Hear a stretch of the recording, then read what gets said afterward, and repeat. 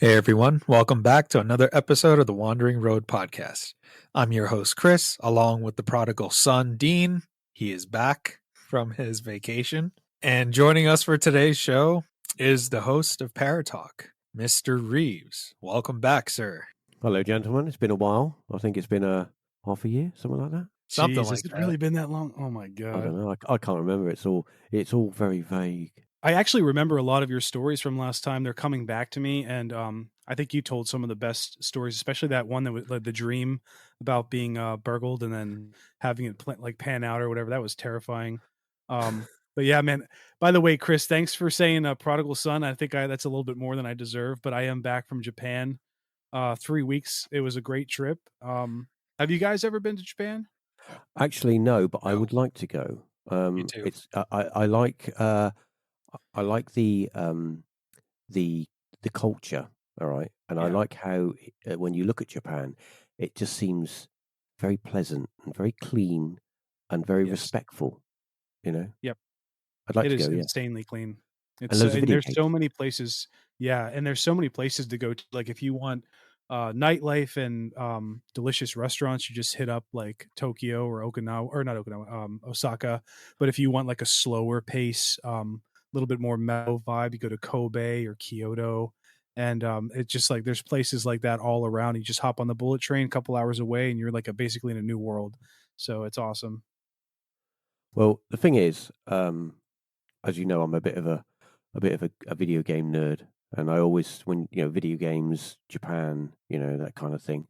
But yeah, I do watch a lot of videos, and people, gamers tend to go there as a bit of a mecca. But what I like about Japan is it's the whole kind of dual sort of English and Japanese. It's kind of easy to sort of get around there and sort of know where you are. And I do notice a lot of Westerners they go and live there and spend time there, and it's kind of fit in. And I've always wanted to sort of experience that lifestyle. Yeah, it's phenomenal. And take 30,000 quid and go buy a house in the countryside, and then Right? then you can live in a real haunted house. Yeah. You can't beat a good Japanese ghost story. They're probably the scariest to me. Yeah, there's something about like East Asian ghost stories in general.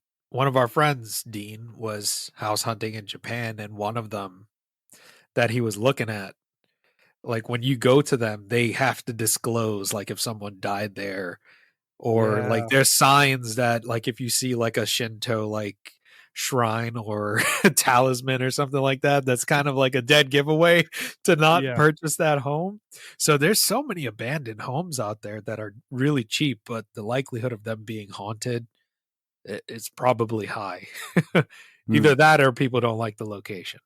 Yeah, I think they've got a lot of folklore, they've got a lot of culture, and I think it would be nice to go and live somewhere like that, and kind of try my best to fit in, and live by their rules. Obviously, whenever you go to a different country, you respect their culture and the way that they live, and I think that fitting in with something like that would be it would be a bit of a culture shock, but at the same time, it would also be a bit of an adventure because you're kind of having to sort of change the way that you perceive things.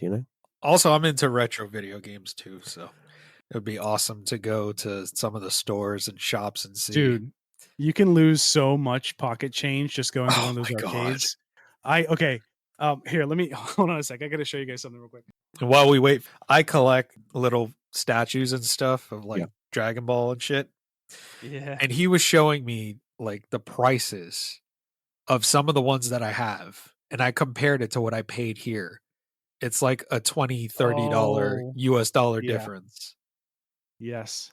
Same with But speaking of, like game consoles. Go ahead. oh, I know. Yeah, everything is so much cheaper over there. It's crazy. We came back with a lot of yen, by the way, which we miscalculated. We're like, oh, we're going to spend all this on food and stuff, and now we're just like holding on to it, hoping like the the yen is going to spike, and then we'll be able to. Anyway, so this is what I got. My favorite thing that I got Wario. from Wario. Yeah. Wario is my favorite character. I don't know why. Ever since I was a kid playing N64 and like Mario Party, like I just love picking Wario, even though everybody hates him. But I spent 50 freaking US dollars trying to get this out of a vending machine, and it was worth every yen. I was so excited when I got it because I thought I wasn't going to get it, but I kept trying and trying and trying, and my wife's like rolling her eyes in the corner, and I finally got it. I'm like, fuck yeah, that's my favorite thing from now on. I look at it every day. So, have you looked online to see if you can actually just buy that figurine mail Yeah, order? I have not. Like I doing the don't whole. want to. It's yeah, Okay. it's like, oh, $15, like it's gonna Well, be yeah. I something mean, stupid like that. yeah. Okay. All right. So you could, you could look at it from this point of view. Somebody says that's cool, and you go, you can buy that for $25, but then you can turn to them and say, yeah, but I won that. I won that. Yes, exactly. Thank you. And That's what I tell still, my wife. I'm like, like the experience of standing in a Japanese arcade and winning that was worth every yen to my in It's my all opinion. I agree about with the you. experience. Yeah, man. well, arcades. Yeah. I mean, I've literally spent most of my teenage years in arcades back in the 80s. I every Saturday, every Friday night, and every Saturday afternoon, Saturday evening, down the town, down the arcades, bit of Yeah. Star Wars, bit of Space Best Invaders, days. bit of Defender. You know, I mean, people are listening to this now and go, God, he's on that show and he's still fucking talking about that shit. Oh, dude, you got like 15 years on us, and we played those games too growing up in arcades. Yeah. I got the flavor of those old games too, and some of them are just classics you just can't get away from. I remember being in the arcades, right, and there was a crowd of kids stood around this machine, right, and you could hear, like, is that Ben Kenobi? Is Red Fight? What? And of course, it was the Star Wars sit down Star Wars machine. It just arrived. It just been released, Wow. and there was a Wow. queue. There was a queue of kids waiting to play it. And you always had that one kid in the arcade. You'd be on like I don't know, you're on a whatever you're playing, Defender or whatever, or you're playing a Nudger or whatever, a fruit machine, and he'd come up to you and he would go, "You lend us 10p?" And who are you? "You lend us 10p, mate. You want to hold that? Nudge that one. I know it. I know those reels that inside out." And like, go away, just leave me alone, you weird kid. And then you'd get people come up to you because in those days you could smoke in the arcades, and everybody would put their cigarettes on the edge Wow. of the and arcade machines. Believe it or not, arcade machines were actually made with built-in ashtrays, or you'd have an No ashtray on way. the side of it, or there'd be a little metal dish on the front where you could put your cigarette while you're playing your whatever game you're playing, your Space Invaders or whatever. And then a kid would come out and go, "Yeah, save me the butt on that, will you? I'll have that. Save me the don't bum suck it though. Don't make it all slobbery." And like, go away. So yeah, Dude, all those. I think the only time I ever experienced video games where you could smoke inside with a group of people was we have this establishment over here. I don't know if you have it over there, but it's called Dave and Buster's, and it's basically an adult video game place where you can go. And I think still That's a a bit lot of cheeky, places do actually. this. Yeah, No, dude, it's so much. It would be right up your Yeah. alley. Like, well, I know you don't drink, but like, they like you can get a drink from the bar and you could walk around with your drink. You could smoke. It's just basically just like the casino. And when I was like 10 years, 15 years ago, I went there and just walking around with my drink, playing old school video games was just such a blast, man. I don't even know how to describe it. We have got them. We've got them over here. There's a few of them. Arcade where you pay like a single fee. You get like you can go and play. All the games are on free play. They're all like retro machines and stuff like that. And they've got like a cafe in them and like a mini bar. And you could, if you're over it, it's an over 18 section. Because obviously you've got to be over 18 to drink beer. There's one down. Actually, there's one down here in this town, right? And they bigged it up as a retro arcade, with a bar and stuff. And they're like, it's going to be amazing. We've got arcade, and we've got a bar. It's aimed at young hip people who want to have a beer, play a bit of video games, and stuff. And when it opened, there was like 6 nudger machines and a bar. It's like, what's this? What's this? This is shit. So we had something like that. I don't know if it's still there or not, but there are places in the country that are pretty amazing, and you can go spend a fee and just play all the games you want all day, and it's amazing. But yeah, we've got those as well. But I mean, you've got them on quite a large scale over there.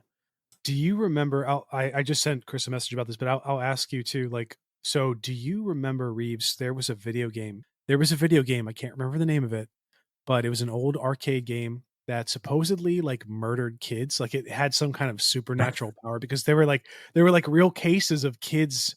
There was at least one who Well, was playing it and like died or something. It was like 666 Devil or something like that. Do you remember that? okay, so there's a urban legend. Oh, what's the name of the video game? Polybius. That sounds Um, familiar. Yeah. yeah, it was started by the angry video nerd or angry video gamer or whatever. He made this kind of spoof documentary about a video game, and that was it. And it was kind of cursed and stuff. But there's loads of games out there like Zelda and stuff like that, where there's meant to be like hidden levels where if you do certain things, you can enter into a hidden area, and the game will speak to you. And there's also video games out there that are allegedly, if you go out of bounds, then you can go into a different alternate game version of what you're playing. So yeah, there's loads of urban legends out there, and I love that kind of stuff. But we're getting into the realms of kind of like analog horror here, where you get stuff online where you have the ongoing. Yes. People make those little analog horror clips, and they'll and then they'll build a lore up around it, and then each video will be another segment of something, and of course that goes on to like the back rooms and all the liminal stuff and that. Oh, back room. Oh my You're God. going That's so into much a fun. just a massive rabbit hole there Yeah. of weird stuff. I mean, the But whole let me read this to you real quick. It's so yeah, the arcade I'm referring to is called Berserk. Have you ever heard of Berserk? the game Berserk. Yeah, I've actually Yeah. got the game on my Atari 2600. So apparently in 1981, Jeff Daly died of a heart attack after playing the game and achieving a high score. And then a year later, in 1982, Peter Burkowski also died of a heart attack.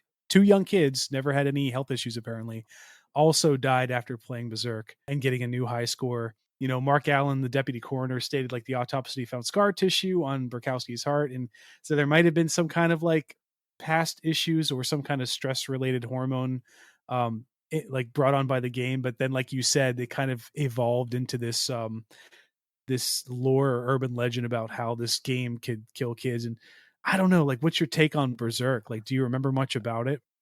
Yeah, it's hard and it makes you mental because it just like it's such a hard game, and Oh, okay. it just gets harder and harder and harder as it goes on. It's shoot the robots and get out of it and save the little people that are walking around. But I think the thing is with those kind of video games, they make them really difficult because they're very simple games, but they have to make them hard to make them playable. And I think that I had a mate. Let's be honest, right? I had a mate who was video game mad, and every waking hour he would be playing video games. And you go around his house, and where is he? He's upstairs playing his video games, and that was his thing. So I can understand it if you're not eating food, if you're not drinking and taking in water and looking after yourself, and you're doing that, week in, week out, and you're skipping meals and stuff. Yeah, I think that you could, if you've got an ailment, you could possibly bring it on. As where, is the game cursed or whatever? I don't know. There are, you could say that, there are games out there that do cause medical issues because some of the earlier games there's no trigger warnings, there's no warnings of flashing lights and stuff like that to bring on epilepsy and stuff.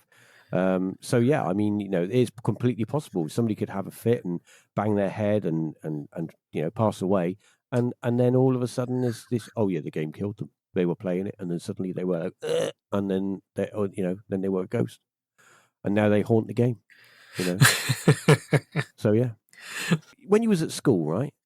A mate would come up and go, "Oh yeah, so and so he did it, and he did that, and he was around the corner, and then and then it happened." And you're like, "Yeah, I know." And then you go to your mate and you go, "Yeah, so and so was around the corner. Then this giant horse came and it trampled him." And then Oh he'll yeah, go the and he'll say grapevine. something, Yeah. and then it'll come back to you, and then it like and then he come around the corner and Godzilla was there, and you think, I didn't tell that story. That's not what I said. Dude, what I that's mean? just like everything we have. All the problems we have in human society is because of that. Like religion, monetary, like anything you could possibly imagine. It's just because people heard a story, and it's just like now it's fucking out of control. Telephone out of control. Well, you go Yeah. to the paranormal, okay, ghost stories, right? You can tell someone, yeah, well, it's a castle and it's got a ghost in it, and he's, I don't know, he goes by the name of Trevor, and if you say his name 3 times in a particular room, he'll appear behind you, and he'll go, well, he'll whatever, he'll scare you, right? But the thing is, you can just say that as just words to someone. Yeah, there are people out there who will take you on your word, or that story in some way can get taken by someone else, and then they can use that to advance what they want to do. And then all of a sudden, you got this kind of law of something that's happening, and you know, and how do you know what's real and what isn't? That's the thing. It can get so out of control once it gets from person to person to person. You don't know what the hell's going on.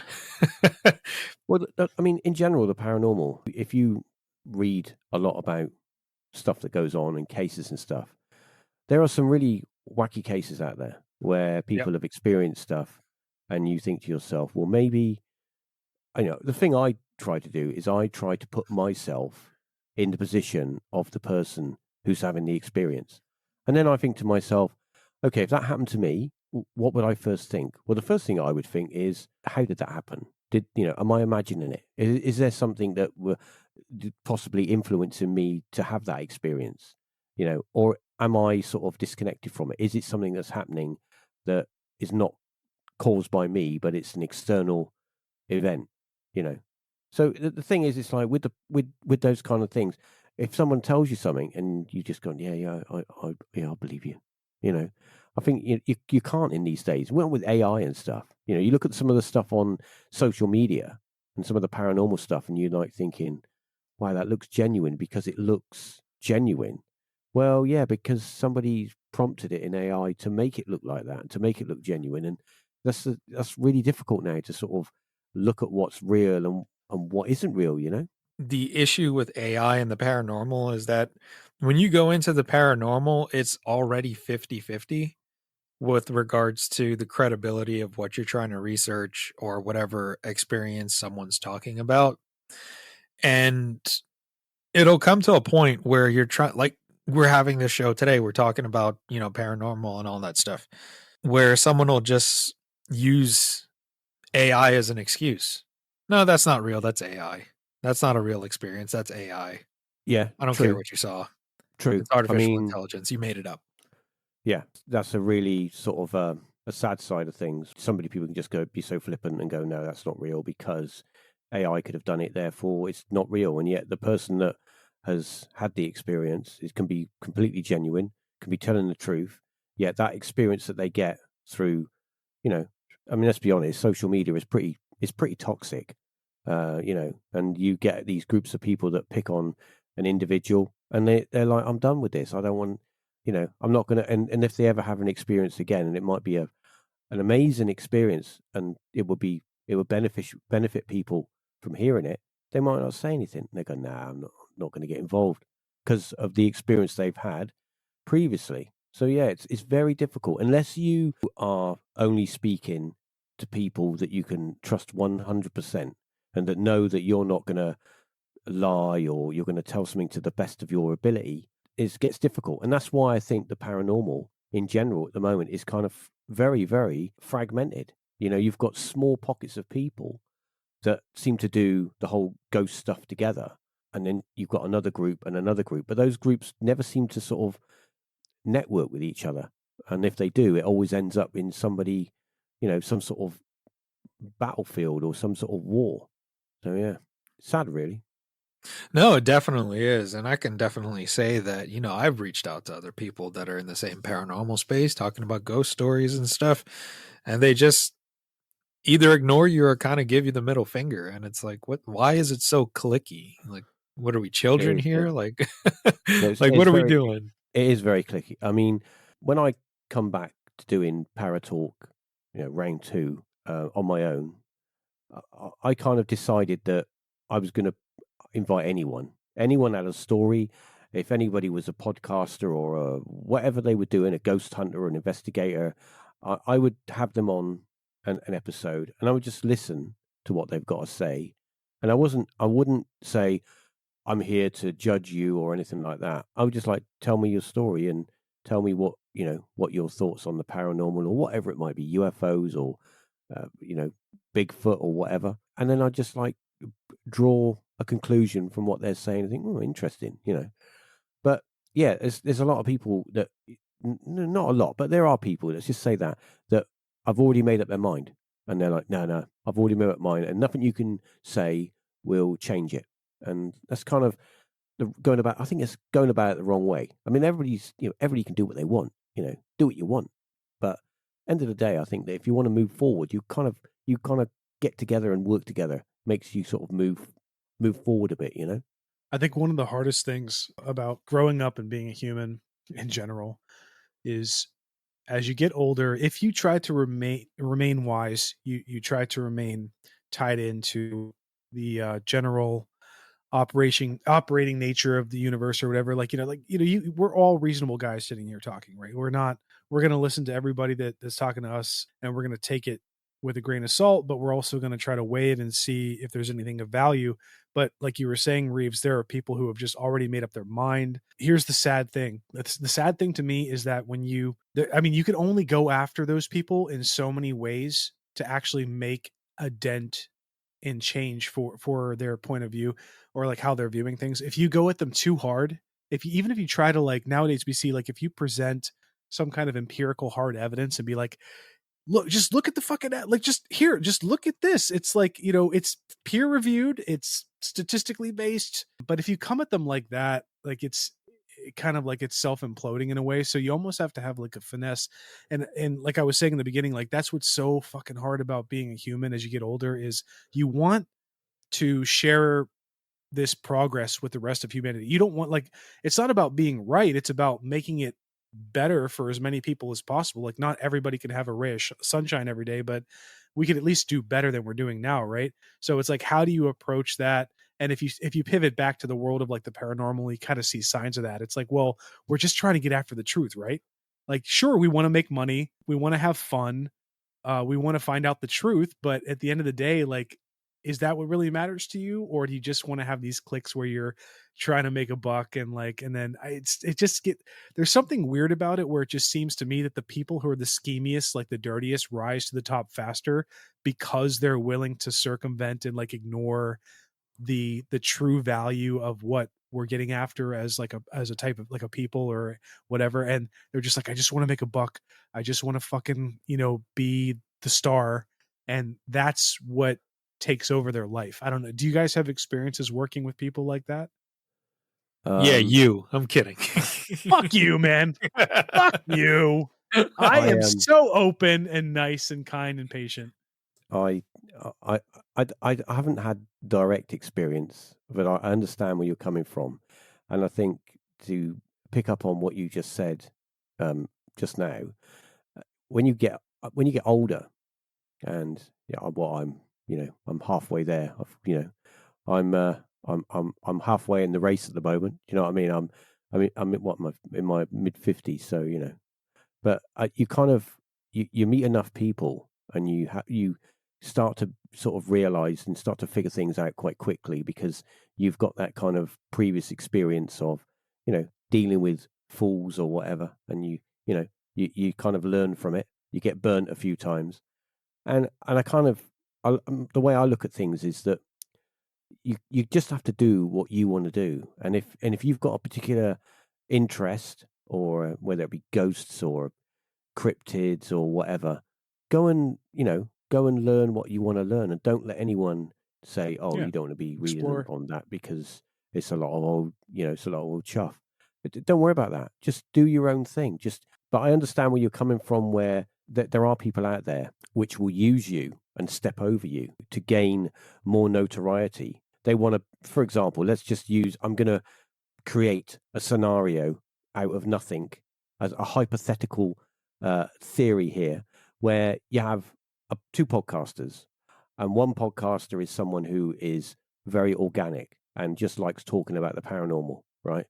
And they do it. The two podcasters do the same thing. They talk about the same stuff, but the other podcaster will only have people on that they can feel that they can, it will give them notoriety. They may have, somebody that's, more famous or whatever, and then they will make up things and talk about that guest just to get people to look at them. So that gets them more notoriety. Because you've got to remember, online, I've noticed online that the more you're negative about something, the more likely you're going to get more views on what you're talking about. Because everybody just loves drama, So if you're just doing it as a thing, just organically, the traction is going to be harder and it's going to take longer, but the end product will be much more better than just being a dick, because you That's the burn. perfect way to put it. If you burn, Yeah. if you burn twice as bright, you're going, you're not going to last very long. You're there, Yeah. you've got your 15 minutes, and then the next person comes along and walks over you, Right. So I would prefer to be in the other camp where I'm just doing my thing. And if you like what I do, by all means, listen. I'm not trying to step over anyone or, be better than anyone, because at the end of the day, that doesn't work. Not in my book anyway. To me, it's like a team effort. It's so much fun talking to other creators in this space, like yourself. And what the hell? Who did I talk to a couple weeks ago? Becky and Diana from Homespun Haints. So great networking with people in the paranormal, because all different experiences, all different perspectives. You learn very quickly. It's not about being right or having, like, I guess, the greatest guests. It's more so like what content you pump out. So I think that's super important when it comes to what we're doing here. Like Reeves, with your episodes, some of them are 15 minutes, but you listen to it and it's like, fuck, can I get a little bit more, please? Well, actually, the thing is, right, that's one other thing that I've learned is when I create an episode, okay, I kind of think about the people that are listening to the episode, and I think to myself, how long do you want it to be? Where are you going? What are you doing when you listen to my episode? Are you using it to go to sleep? Are you on the way to work? Are you washing the dishes? So how long should it be? And I've noticed that, some people are happy for it to be as long as it is, an hour or 2 hours. And when Tom's on, because I mean Tom is a regular with me now, you could call him the co-host now. We'll just waffle, and people love it because we're just talking and we're just prattling. But people enjoy it. But then again, sometimes when I have a story and I want to convey it in a very sort of small, direct package, there are other people that just want that. They just want a 20-minute episode because they're on the way to work or they've got their lunch break or whatever, and they can listen to it all in one go.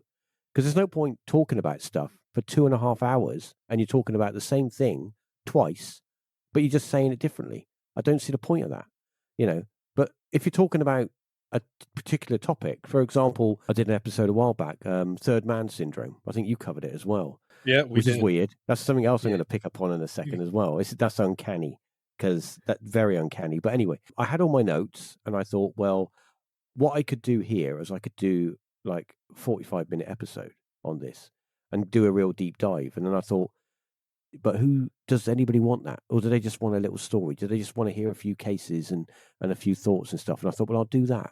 It was, it was received quite well, actually. People enjoyed it. So I thought, well, I'm trying to do a little bit of everything. I'm trying to have guests on where we talk for an hour, and I'm trying to have, when Tom's on, it's more of a freewheeling kind of episode. And then I'll do smaller episodes where, it's more bite size. But then again, I've also introducing the classic Paratalk episodes that Gareth and myself did way back years ago. I mean, some of those episodes I'm uploading are over 12 years old, but that's what Gareth and I did. So people want to hear that. They want to hear the original Paratalk stuff. So there's a little bit of everything, really.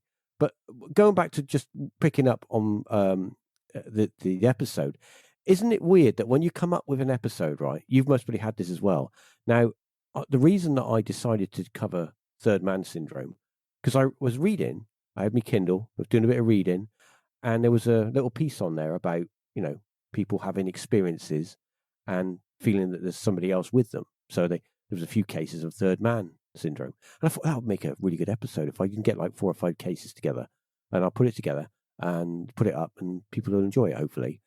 And then when I did that, I thought nobody else is going to do that. No, nobody. Who else? No, nobody else is going to do it. Yeah, you did it, and then Kristen did it as well. She covered it. She's just recently covered it. I've not told anybody. It's not like we're looking and thinking, "Oh, they did it," because we've already done it. They've already been made. So isn't it weird how you're unconsciously, you're all kind of, in a way, it feels like you're all kind of connected.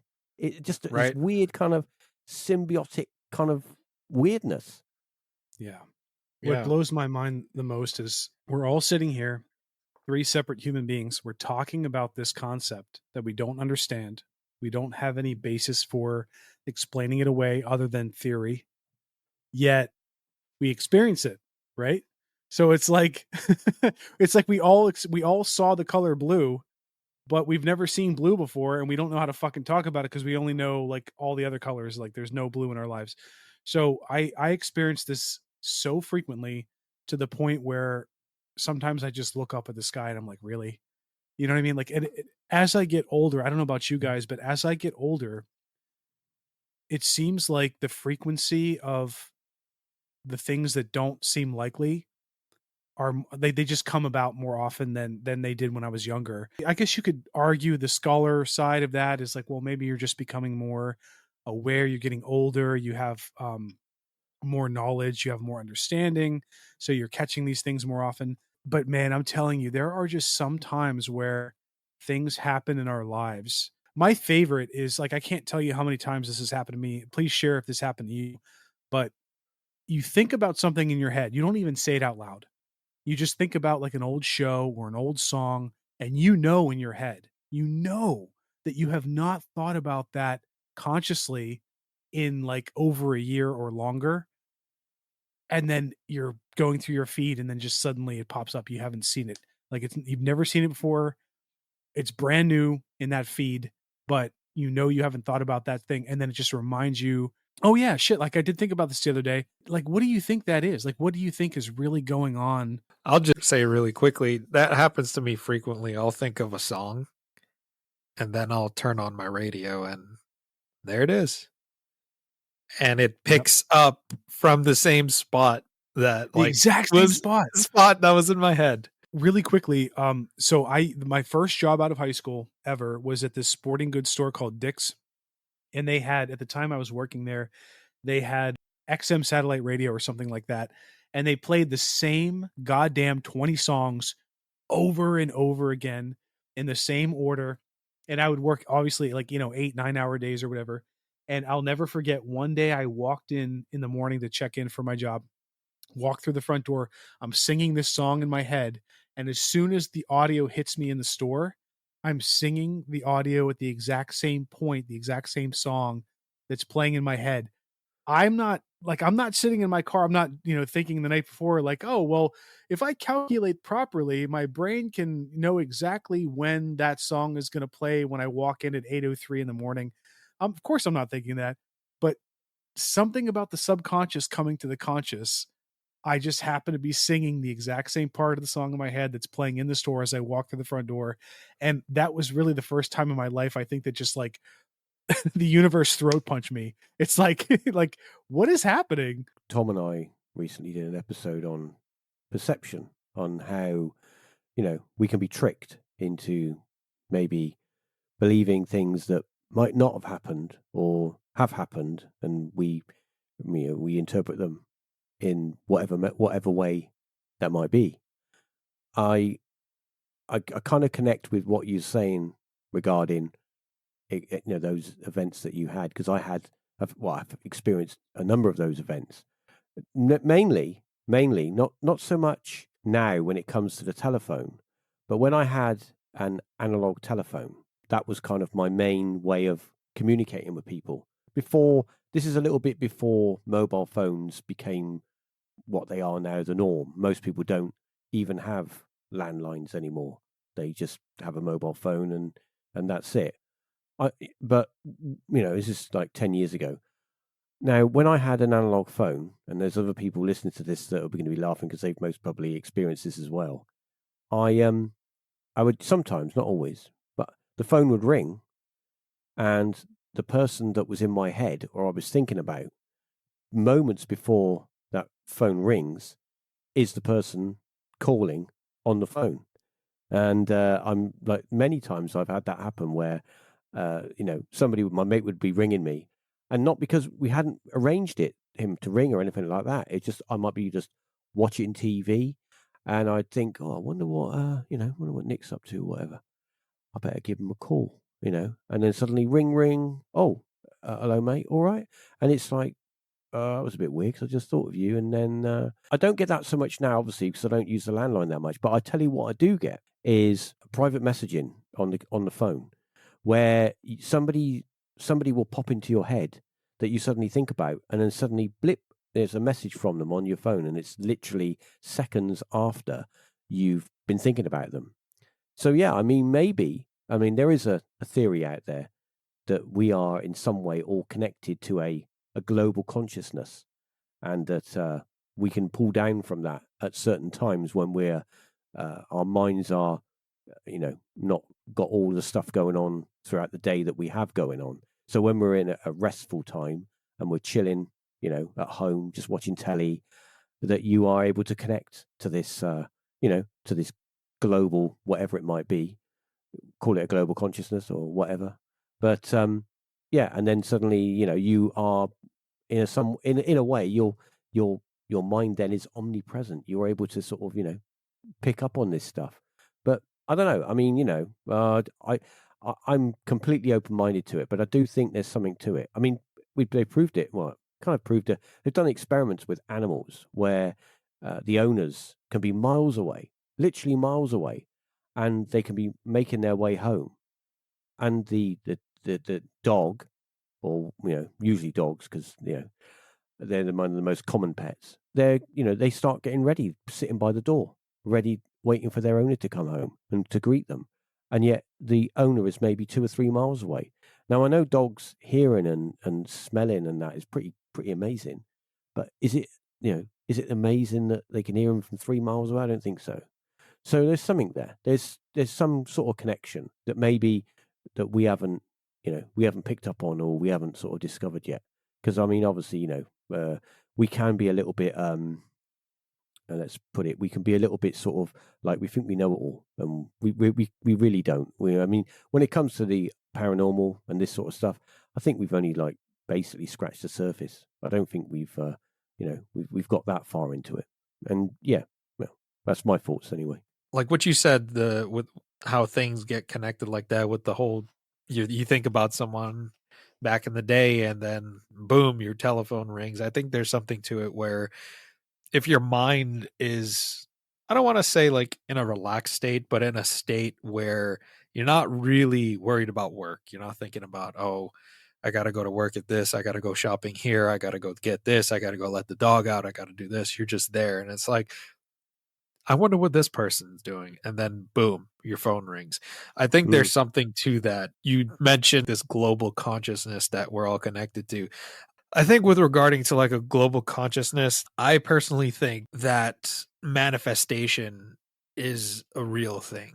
The more I think about it, the more I think that manifestation is a real thing. Not in the sense of like a tulpa, where I'm trying to fucking manifest like Man Bear Pig from South Park. Not in that sense, but a manifestation in the sense that where your mindset changes for what you're trying to do. Yeah, that's sort of a thought projection. So it's a way that you are calling on the universe so that you can achieve your goals. You're tiptoeing around the realms of the occult there. Yeah, a little bit of the occult, a little bit of witchcraft, the good witchcraft, not the evil witchcraft. Not the yeah, not the evil one. White witch, not the other witch. But no, I don't think we've ever talked about that before. Sorry to cut you off, but about what? About witches or about the occult? The occult. What are your thoughts on the occult? Oh, I'll let you finish your thought, and then we could go into that if you don't mind. Well, when it comes to the occult, it's a really big can of worms, because when you say the occult, all right, immediately people think the devil, Satan, devil worshippers, black magic, all that stuff, voodoo or whatever, But I think when it comes to the occult, it's got many aspects to it. There's positive things when it comes to occultism, and there's Aleister Crowley. I know some people think that Aleister Crowley was totally, off the wall, mental. And there are other people that think he maybe was tapping into something in the realms of wherever. I have a connection, a friend who's been on Paratalk twice or three times, Rob Davies of Dead Air. It used to be called Dead Air Radio, but it's not radio anymore, so it's Dead Air. It's on YouTube. Check out his channel. Just put Rob Davies Dead Air. But he went to Aleister Crowley's old home up the country, right, on the edge of a lot. Years later, it was bought by, I think it was bought by Jimmy Page, and his caretaker or friend lived in there. Well, apparently, Aleister Crowley had rituals there. He did a lot of conjuring there, trying to raise the dead and contact the dead, apparently. And, urban legend or the tales. Well, anyway, when Jimmy Page bought it, the caretaker or the chap was looking after it lived there, friend of his. He had some weird stuff happen, and he didn't stay there long, and he moved out because it was all getting a bit crazy. Well, the place did, fall into disrepair. It was a fire and the place burnt down and it was a ruin. It's now being done back up. But Rob went there on an investigation and he got access to it, the building as a ruin. Part of it is still as it was. And then obviously part of it is ruined because of the fire and stuff. But he had some experiences there, quite a frightening experience. And he was doing an investigation. He had problems with his equipment where the batteries were draining and his cameras were picking up a lot of static. But he also had quite a frightening experience where he physically thought that he was being followed through the building. You know, when you get that feeling that someone's there with you, but you can't see it, which makes it even more frightening. It was like that. He couldn't see what it was, but he felt a presence of something. And he had to leave the building. That was enough for him. He was done. When you look at that side of the occult, it's like anything. There's always a good side and a dark side, and it depends which way you want to go. The dark side can give you more of the things that you want, and maybe the good side, you've got to work harder for it and educate yourself and learn more to know the right way to do things. But it's like anything. There's always a yin and a yang. There's always the light and the dark. So yeah, the occult, it's a massive subject. I got to make my estimate of the day here. So the listeners won't be able to hear this because we talked offline about this, but we were talking about like the potential, not the certainty, but the potential that the ultra rich have certain circles, like not all of them, but some of them have certain circles where they take advantage of the rest of the society. I mean, like Reeves, you talked about examples where you've seen that firsthand. Oh, yes. And here's a heavy statement. I know it's a little bit ridiculous. It's not really a purely objective statement. It's mixing objective and subjective, like, my own point of views. But I have this feeling, this aching feeling that in, like say the 2020s, like 2025, we're reaching a point with technology, quantum computing, artificial intelligence. I think that there are circles among ultra powerful, the ultra rich, who have some kind of increased understanding, whatever. It's not magical. I'm not talking about magic. I'm talking about straight knowledge about how things operate in this universe and how humans operate on this planet that give them an edge. Artificial intelligence and quantum computing, like to the umpteenth degree, where you're multiplying the human brain orders of magnitude greater than we could possibly imagine. Like giving them that cutting edge, they're working on that. They're trying to do that. They're trying to take advantage of that. And that to me is terrifying because in the worst case scenario, you're talking about a devolving into another, like, for lack of a better term, era of slavery where, they have control over our bank accounts or whatever. And seriously, not getting conspiratorial, I'm not saying this is going to happen, but this is what terrifies me about technology in the future. And this idea that humans can be broken down mathematically in terms of understanding how things play out subconsciously, neurons, subatomic particles, like, connecting point A to point B that simultaneously have an effect on each other, quantum mechanics, all that stuff. Like, I don't know, like, I just get this feeling that something is being worked behind the scenes that is going to be another unbelievable change and shift in human existence on this planet. And it fucking scares me worse than anything you could possibly imagine as a kid, like years and years ago. What's your take on what's going on with that? As some people know, I used to be quite involved in the whole conspiracy thing and, chatting and talking about different topics and ideas. Obviously, the conspiracy genre is a massive rabbit hole. But as we've learned as the years go by, a lot of what people used to say and scoff at as conspiracy is now fact and has actually come to pass. When you say about, being a slave or whatever, I think that every one of us is born into bondage. We are all born into when we're given a social security number or a national insurance number. We are a number on a database somewhere. We're not a name, we're a number. That's who we are. And that's where we pay our taxes to. We pay our taxes to the man, to the system. Apparently it's meant to provide for us, but we're starting to learn that the system that's in place isn't there to help you. It's there to take from you. And it's there to take as much as it can from you. And it's to keep you in a perpetual state of fear so that you never go up against it and you never say, hang on a minute, what's going on here? And you don't question it.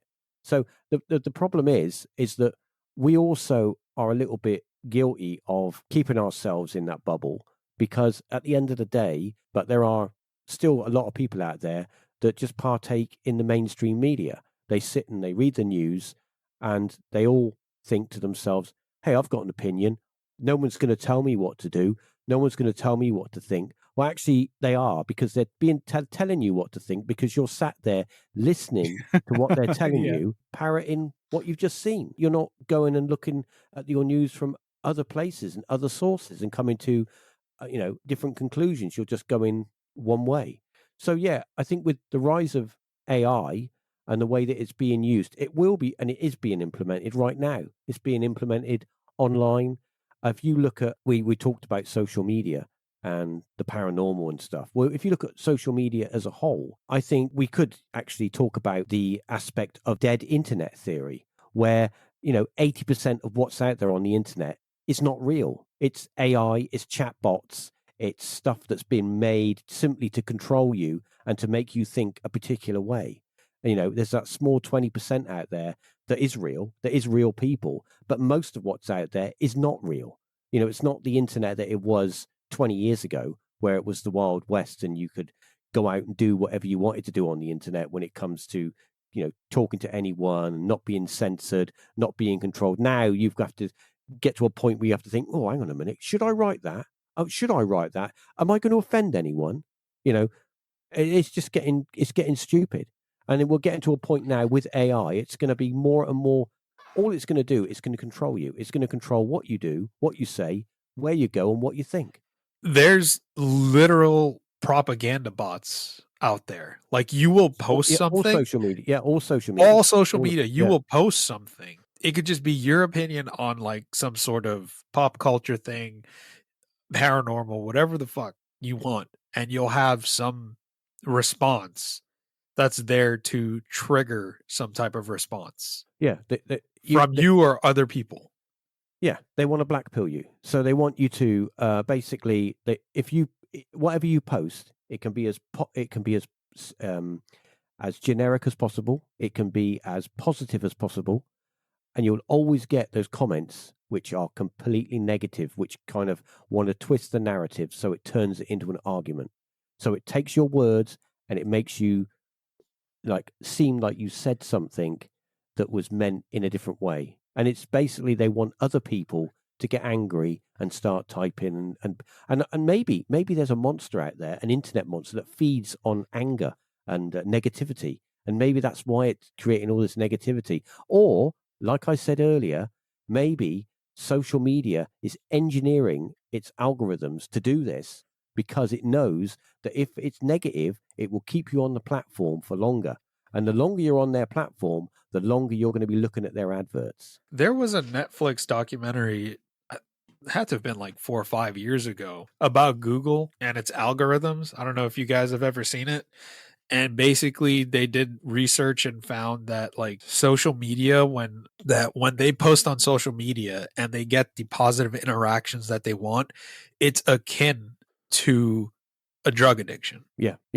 I mean, I don't want to fly too far off topic, but Gen Z, whatever you want to say, they are a generation who've had the most issues with mental illness, and that comes down to, I think, with the pandemic and having less opportunity in the world, and knowing that their futures don't look so bright at the moment. Maybe that, that plays a part. But also, they have grown up with the internet, as they've all grown up with a mobile phone that was given to them when they were a little kid, and they've grown up with that mobile phone, and it's part of who they are. It's part of their identity, and the people that they interact with on their social media platforms, whether it's whatever Facebook or whatever Instagram or wherever they're in, it's all based on likes and am I popular? Am I going to be? Could I ever one day be an influencer? People are. Maybe I'll be an influencer one day. Go and learn go and learn a trade. Go and learn a skill. Being an influencer is not a trade or a skill. It's just something that some people do, and for a little while and make a lot of money. But the chances of of you doing it, it's like okay, you could liken it to me leaving school and being in a band and think, yeah, I'm going to be a pop star. The chances of me being a pop star are, I got more chance getting struck by lightning, I think. So I think that now that's the equivalent of what we're seeing now is with young kids, that they get stressed. It's all based online. They're being judged. They feel like they're being judged, that they've got to be the best. And it's a kind of a negative thing. Maybe, I mean, I'm old now, but maybe kids shouldn't be allowed to go on the internet until like 16 or something. Maybe they should be kept away from it so they can be kids and just do things that kids do. And then when you get to a certain age, if you're responsible, you qualify. I know that sounds a bit draconian, but you've got to do something. I saw a little kid the other day, right, in a shopping trolley, and they were holding an iPad watching cartoons and stuff. And I must have been about 2 years old, this little kid, and they were transfixed to the screen. And the mum wanted the iPad to look up something or something, because I don't know. But as soon as she took it away from the kid, the little kid went absolutely bonkers, screaming and kicking its feet everywhere. And it's like, if that's not an addiction, I don't know what is, And so you could say, well, the parent is enabling that because they let the kid have the device. But it's kind of the norm. In general, if you want me to go full on conspiracy, I could say to you that this is all planned and it's one big social engineering experiment to control people. Because what better way to control people than to control them when they don't know they're being controlled? And you can do that through a telephone. I think it would be really hard to plan everything, but I think what is happening for sure, like you said, it's a taking advantage of the current system and nature of humanity. Like going back to the child example. And the funny thing is like way that we have media exposure now at an older age into even like 50s, 60s, 70s consumption. I think it's the same thing. It's totally akin to the child example. And it's just the people who can manipulate the data, who have the data, who can understand and ingest, like just completely tweak it to their advantage. They have changed the perspective of like, oh, well, what happens if you give a kid A and then you expect him to do B and then C is the outcome. So it's very logical, right? I think that the powers that be, and when I say powers that be, I mean the ones who control media, who have the ability to move mountains, so to speak, on social media through other media consumption to just formulate it however they want. They basically have figured out this algorithm, this formula to amplify that child example and extrapolate it into adulthood. And if I can, really quickly, I don't get a chance to bring this up very often, but one of my favorite examples of this is Cambridge Analytica. So Cambridge Analytica was, to me, the smoking gun of all this bullshit that we're seeing today, all the way back in the early, I think it was like 2010 to 2013 is when they really started to come on the picture. If this sounds vaguely familiar, go research it because it will spark something in your mind. It was all over the news before. Cambridge Analytica was basically a company that had ingested so much human data from social media, reaching out peer-to-peer engagements, just getting this information from people on a massive scale. And they use that data, calling it mass data, to try to understand how people would operate and function and react. And at the end of the day, it just, like what it came out to be was just, they were able to focus on certain areas of the population to get to amplify their message and get what they wanted. And I know I don't mean to get political, like I'm not getting political, but like what's crazy about that is like what I'm trying to get at is the analytical nature of the data itself being manipulated is unparamount to anything we've ever had in history. So it's like you have people acting in a certain way, having a certain outcome in a certain way, like, like A to B to C logical. I think the people who have all of those levers and mechanisms, like it's just getting ridiculous right now to what they can do with data. I want to circle back to what you said, Dean, with regards to control, how Reeves said that I don't want to put words in your mouth, Reeves. Let's say from your perspective, for the sake of this discussion, you believe it's pre-planned in a sense. When I look at it, I look at how it pans out, the way they roll out these like devices, screens, all these things. I think there's something to it because it's heavily researched. I work in IT, and before we do a massive rollout of some sort of application that we want people to use, we do a pilot test. We pilot the application. Is it being used? Is it being used for its intended purpose? And how reliant does our end user base become with that application? Because I'm not going to roll out something that costs $1 million if no one's going to fucking use it. But in its infancy with social media, with the advent of MySpace, I don't think the people that made them were part of some sort of cabal. It was just the Wild West. It was like the .com bubble. Like everyone was doing it. It was just so new that you could just do that. And it happened to take off. And what happens when you create something and it's highly successful and you're a nobody that creates it? You get the attention of very intelligent people and people that have unlimited resources. It could start off something as innocently as like, I want to use this to connect with friends, connect with people that I like shit, I haven't seen Reeves in 15 fucking years. Let's create a social media platform because Reeves is in the UK and I can talk to him via private message on a website. And that's where I think once you get these giant entities involved, it's all about how do we keep them attached?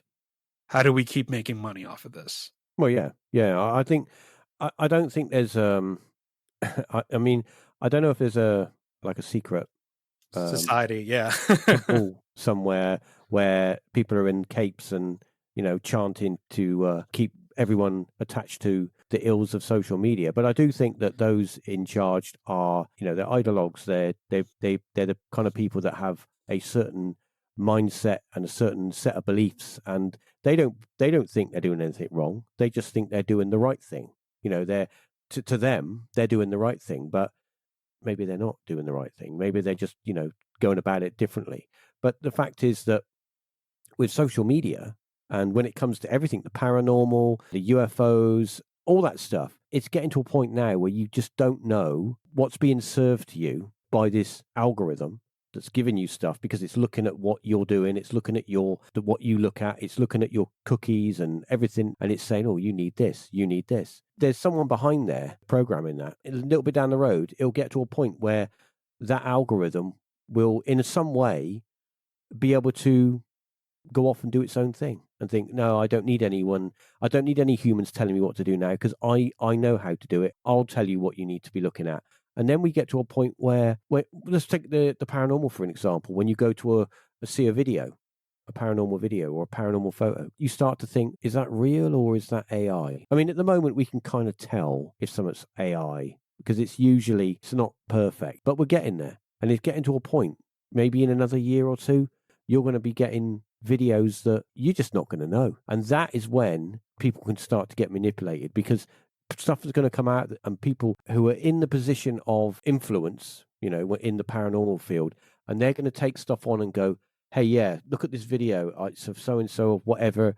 And they're going to be doing it for clout, and they're going to be doing it because it makes them money.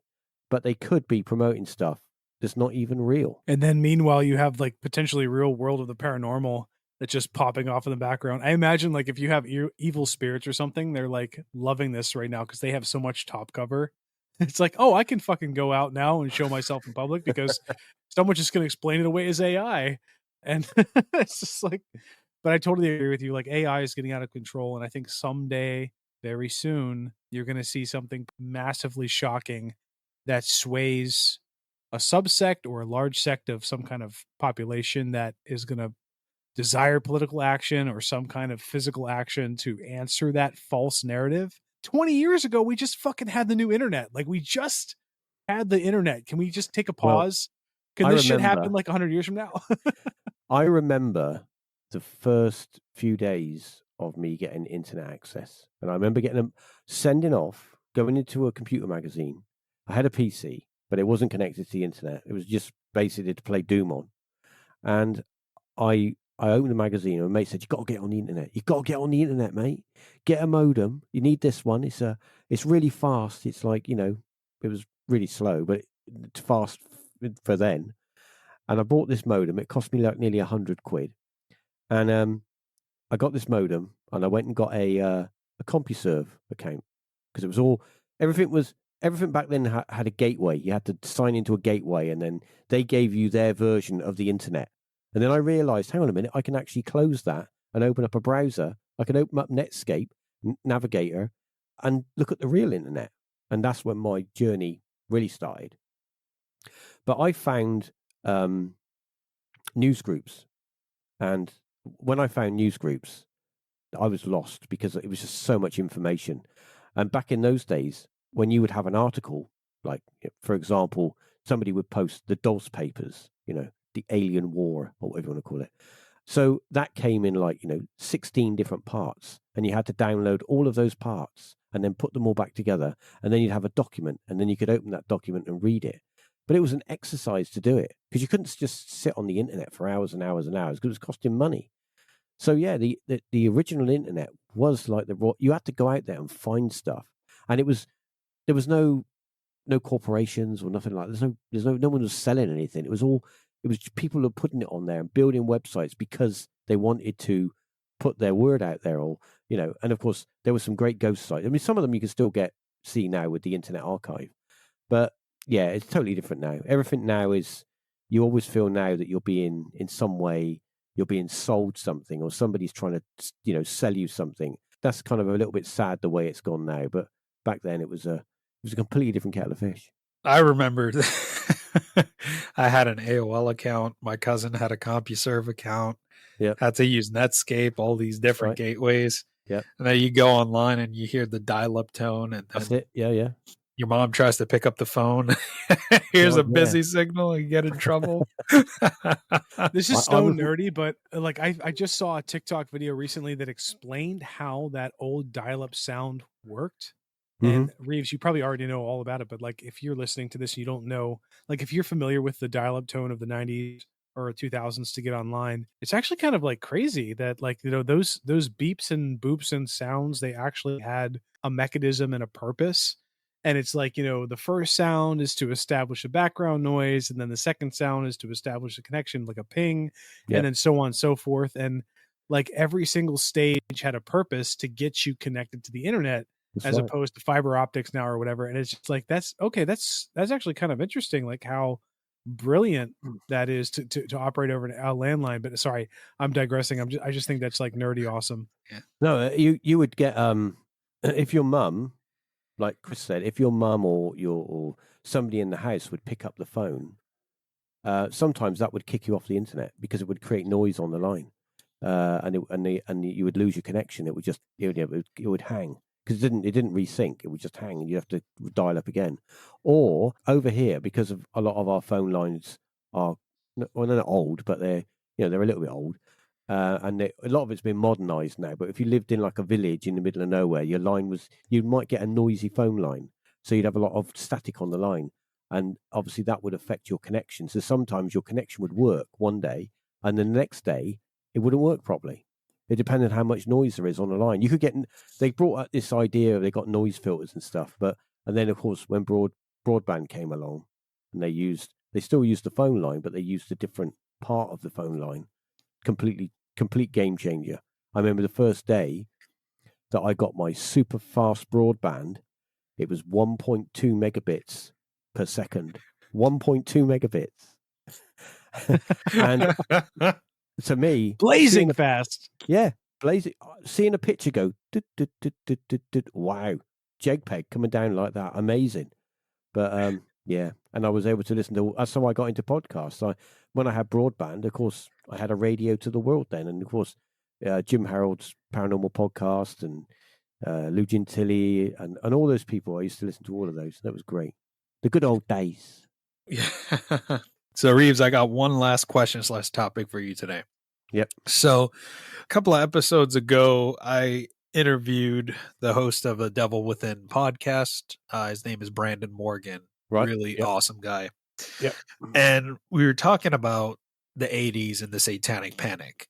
And that was a Oh, yeah, pretty yeah, yeah. big thing here in the US. From your perspective, when you live in the UK, what was that like? Was it the same type of view, or was it different for you guys? Or was No, it it not a was. thing?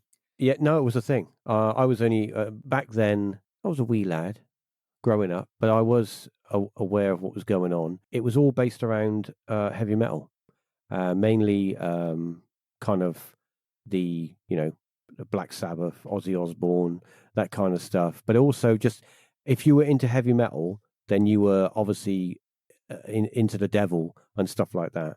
So it was kind of like and music as well. There was a big there was a big court case with what was the band? They played their record, the album backwards, and they said, "Oh, they're trying to conjure the devil because there were certain words." But there was the band, in a way, I think they did it on purpose. A lot of what they were talking about, just hysteria, really, just craziness. But I do remember it. Yeah, I do remember it, and I do remember it being all very based around rock music and heavy metal. And if you were into that stuff, then you obviously were into the devil and stuff like that. And I think that a lot of it's just like hysteria. They're just people just getting a bit crazy. I mean, we've got some places around here where allegedly, not here, but in England, like Clapham Woods in England, where there's allegedly a covenant of devil worshippers that meet up, or used to meet up. I don't know if they still do, but people have said they've seen them there. They've seen remnants of them there, and a lot of animals have gone missing and stuff like that. But it's kind of like urban legend and stuff like that. People tell you stuff, and you think, oh, maybe they're just overreacting. But it goes on. I'm sure it goes on. We live in a very big place, and people do lots of weird stuff. And one thing I have learned in my days of getting older is that nothing out there is impossible. Anything can happen, anything. No, that's really good insight, perspective from that side of the world. Because I've seen a lot of, what was that guy's name? He was like a huge radio host back in the day in the UK, Jimmy something. And he was accused of like the occult. Now then, Jimmy Savile. Now then. How's about that? Yeah, it was. Yeah, he was really in with the he was really in with the government, and he was really in with a lot of the MPs, and he was very sort of did all this good stuff for charity, but it was all done for a reason. He could get near the young people. The BBC, who he worked for, who he was very popular for them, made them an awful lot of money. They covered it up, and they kept it quiet for many years. And there were other people that had been implicated over the years, people like Rob Harris, and people like that were doing the same thing, and they were all part of the club, and they were all part of the gang, and the BBC kept it quiet, and that's why they would never get another penny of my money. So it's the fact is that this stuff goes on, and people do cover it up, and people do keep it quiet, and you have to. That's why you have to question stuff, not only just paranormal. I know we're all over the place with this episode, but you have to question stuff, and don't ever take for granted one thing that someone tells you. If they tell you something, go, okay, let me go off and see if what you've told me is true, and do your own research. Thank you so much for coming on our show again. It's always amazing to talk to you. It's so insightful, really great conversation. No, can talk echoey, like you've actually got the professional setup going on. So we appreciate that. And just your dialogue has been so amazing, man. Thanks so much. Good. It's been fun. I always enjoy coming on and just having a conversation and seeing where it goes. And sometimes you never know what you're going to get from it. But as I say, yeah, you're more than welcome to call on an episode of Paratalk and just chat about stuff or whatever you want to talk about. And if anybody wants to find out where Paratalk is, they can always find me at gmail.com. And all the information is there. Or if you want to drop me an email, paratalkpodcast@gmail.com. You heard him, people. Go listen to his show. If you have any thoughts, interesting to say, shoot him an email. Try to get on the show. Again, Reeves, thanks for being such an awesome guest today. You're It's welcome. always a pleasure talking No with problem. you. And I love these format of episodes where it's just kind of a free for all. We were all over the place, but I thought we had some really great conversation. And listeners, I hope you enjoyed today's episode. If you would like to be on the show like Reeves was today, shoot us an email, twroadpodcast@gmail.com. We love hearing from you. Thanks all. Thanks for tuning into today's episode of The Wandering Road. You can find us on Apple, Google, Spotify, and most podcast platforms. Be sure to subscribe and share. Also, don't forget to give a follow on Instagram at twroadpodcast and follow my TikTok at twrpodcast. Take care, and I'll catch you on the next one.